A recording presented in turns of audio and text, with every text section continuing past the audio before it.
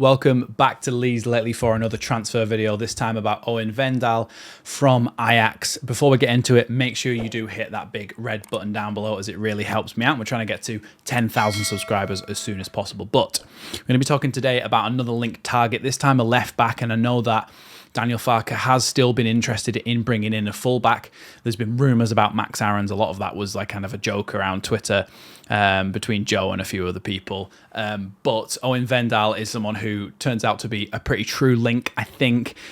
Plays left back for Ajax. He came there from AZ Alkmaar in the Dutch league, and he's kind of at the moment falling out of favour a little bit with the Ajax first team. So looking for a move elsewhere. Ajax definitely prefer a permanent sale, and Leeds perhaps might look to do a loan to buy option here.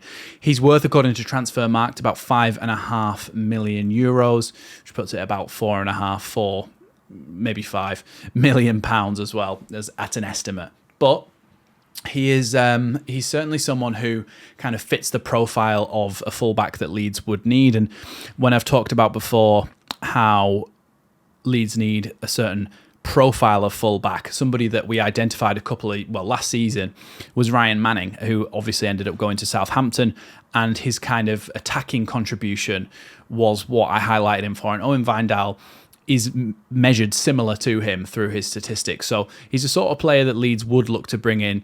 Apparently, he's not the most strong defensively, but in terms of going forward, he's pretty much up there in terms of chance creation and things like that, especially for left backs.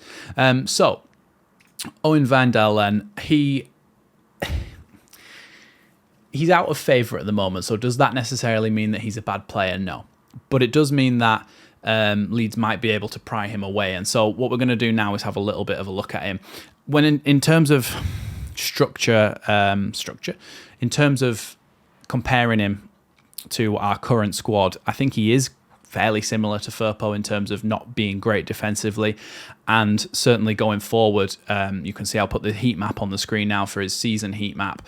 He spent a lot of time in the opposition half.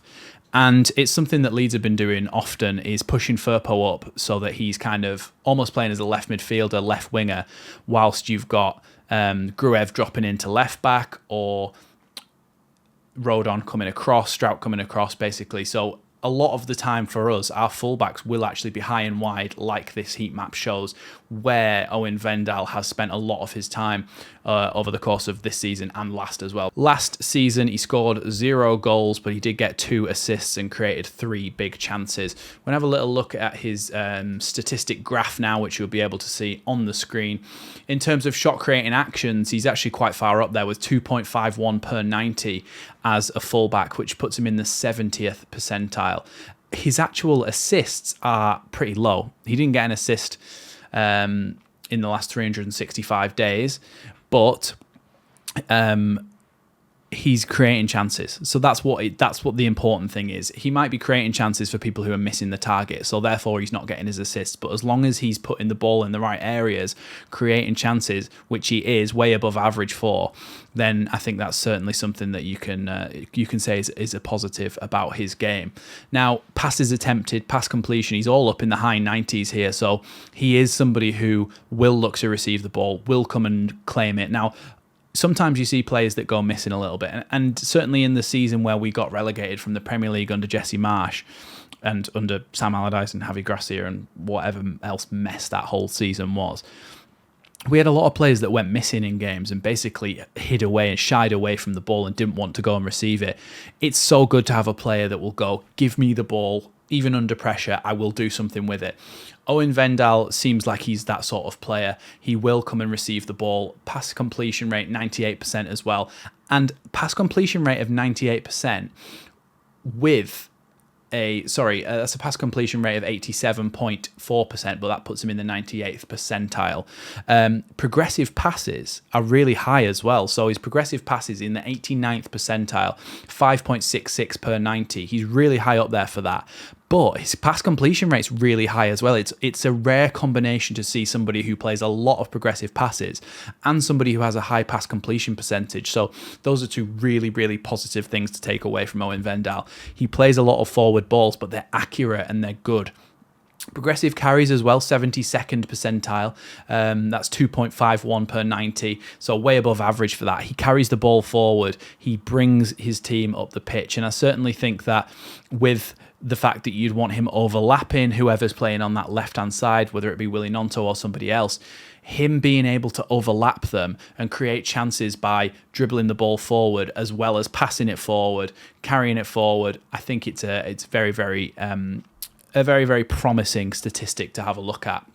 In terms of his touches, 96th percentile, and touches in the attacking penalty area as well, 1.93 per 90 puts him in the 84th percentile. So he is way up there in terms of these statistics, in terms of going forward in his possession stats, as you can see from this chart. And as well, shot creating actions, he's creating chances, he's scored a few goals as well. Now, where he's kind of let down is what, I mean, he does what it says on the tin. We did say he was a very attacking fullback who's not fantastic defensively. And when you look at his defensive statistics, let's go through them. I'll just go through them in a list. Tackles, 1.58 per 90, 26th percentile. Interceptions, 0.7 per 90, puts him in the 13th percentile. Blocks per 90, 1.05, 43rd percentile. So he's below average. Before we even go on to the rest of that, he's below average for all of his defensive statistics and way below on some of them. It's not great. But then again, your modern fullback, a lot of the time, isn't necessarily actually even meant to be a defender. They're almost an additional winger. They're all almost like a support winger. And especially in Daniel Farke's system, they will be asked to get back. But when he does get back, he'll have somebody like Gnonto coming back and helping him out to try and put a 2v1 on whatever winger that is, to try and crowd them out and take the ball off them. So, look, I'm sure if you looked at Junior Firpo's statistics in some way, defensively he would be struggling, especially when we were back in the Premier League. But now we're in the Championship, we have seen an improvement in that in Junior Firpo, but Owen Wijndal is a very attacking fullback. When you look at his attacking statistics, his possession statistics, he's very, very, very good on the ball. He's just not great defensively. And it's whether you want to kind of take that risk. Now, personally, I would take him. I would like to see him come in. But I don't know whether he's the sort of player who would start. He's come from Ajax. So if you come from Ajax to the Championship, I think you're going to kind of be expecting to start. So then where does that leave Junior Firpo, who actually over the last couple of seasons in the Championship has been really good, has been so much better, much more improved from what he was when we were in the Premier League. So I don't quite know where it leaves both of our left backs if they come in. Will there be a little bit of competition for places? Will that be good for them? Will that be bad for them? I don't know. I would bring him in, but it's not my headache to deal with who wants to play, who wants to start every week. But I certainly think that he's somebody who, when you're playing for Leeds United in the Championship, you're going to be dominating the possession a lot of the time. So this guy's great for that. My concern is if we sign him for too much money, or he's a loan to buy for too much money, and we get promoted to the Premier League, are we stuck with somebody on a good few years deal who cannot defend? That's potentially the issue that we get here. So maybe for me, a loan with an option to buy is what you have to do in this situation. An option to buy, not an obligation, because I think he would struggle in the Premier League greatly, but would do really well in the Championship. And that's the kind of the balance that you've got to strike. So let me know what you think down in the comments below. Of course, we're ramping right up to the end of the window now. Friday is the deadline, so there will be videos coming thick and fast on the channel, especially if we do actually manage to sign someone and get them through the door. So make sure you stay subscribed, hit that notification bell so you don't miss an upload. Thanks for watching Leeds Lately, and I'll see you in the next one.